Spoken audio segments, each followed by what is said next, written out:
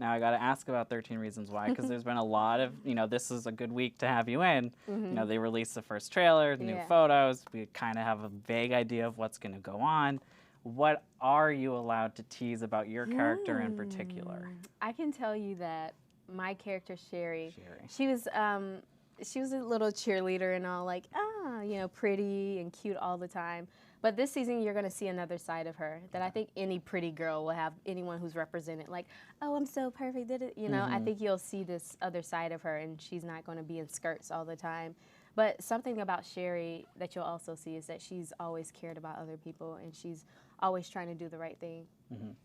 Now, I know one of the big storylines this season, they're going to focus a lot on sexual assault, and that this was filmed before a lot of the Me Too movement stuff happened, which crazy timing that it's coming out now. But how do you think the show will contribute to that conversation? Because the show is so buzzworthy in general. Yeah, I hope in a good way for sure. I think situations like that is really important.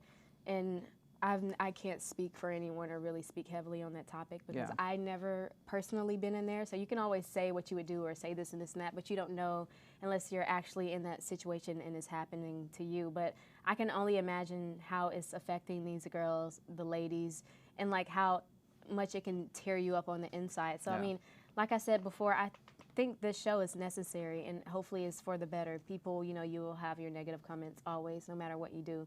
But I focus on the positive of things, and I think more light need to be shed on issues like that and brought to the attention of people in the industry, especially young girls and females, and let them know you're not the only one. You can speak out. We have your back. We have a whole squad, and it happened to us. Yeah.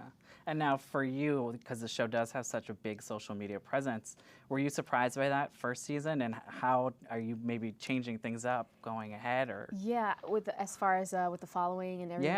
Yeah, of course. I think we all want for the show to do so well. You always want it to just do the best it can do. But when you actually see it, it's like, whoa, okay, huge. This is, it's like this crazy. But as for me, that type of followings and stuff like that, doesn't affect me as much. I don't think too much into that. This is something I prepare for, like I said, my entire life. I've had a good family, mom and dad, my brother. They've always supported me. They've always made sure I'm humble, down to earth, and keep my eye on the prize and the more important things, not some numbers or not, social media, because it's easy to get caught up in those things. But, I'm definitely blessed and glad I got this platform and now I can use it for bigger and better things. Yeah. And now since the show is so serious, so heavy, how do you guys kind of kick back after?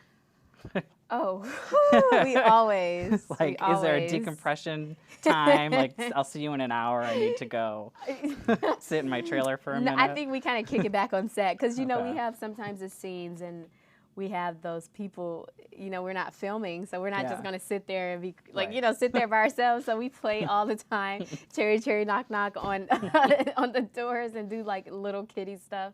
But I mean, we have so much fun. We go out, honestly, more than you probably think or expect. We have like a 4 a.m. call. I always have the earliest call. I'm at 4 a.m. all the time. Well, we could wrap at like midnight, but I just have so much energy that I'm always like, okay, woo, And, we have little kickbacks at the house and everything. So, we always, live our life. And it's got to be nice because you're not filming it in Hollywood, right? Yeah. So but you're kind of you know what, though? from Yeah, it a because little? the show is filmed in San Francisco. Okay. I feel like the fan base is even bigger there, and it grew so much there because they're like, oh, my God, they filmed it here. Like, we know the story. We're right here. You see those things. And so, actually, for season 2, it was a little, not harder, but we couldn't go out as much. And they knew where you were. We were in like Vallejo or just like, small areas. So if we see one fan and they post something, it goes through the whole like community because it's so small. And so like we're eating and the next thing you know, it's a big crowd outside and we're like, okay, well, good luck, guys. But I mean, we appreciate the fans. It's fun always, and we're blessed. And now, what's one thing you think fans would be surprised to know about Selena Gomez, who is one of the producers on the show? I don't really know any interesting facts that she has to share. I think, like, most importantly, people have to remember, everybody's human. It's no matter who you are, where you go, how successful you are. We all have emotions, we all have feelings, we all go through things and issues that we don't even speak of sometimes. So it's just to know that she's just like all of us. And most importantly, you need to treat everyone equally and that we all just need each other more than anything. So we have the new single coming out, Baggage.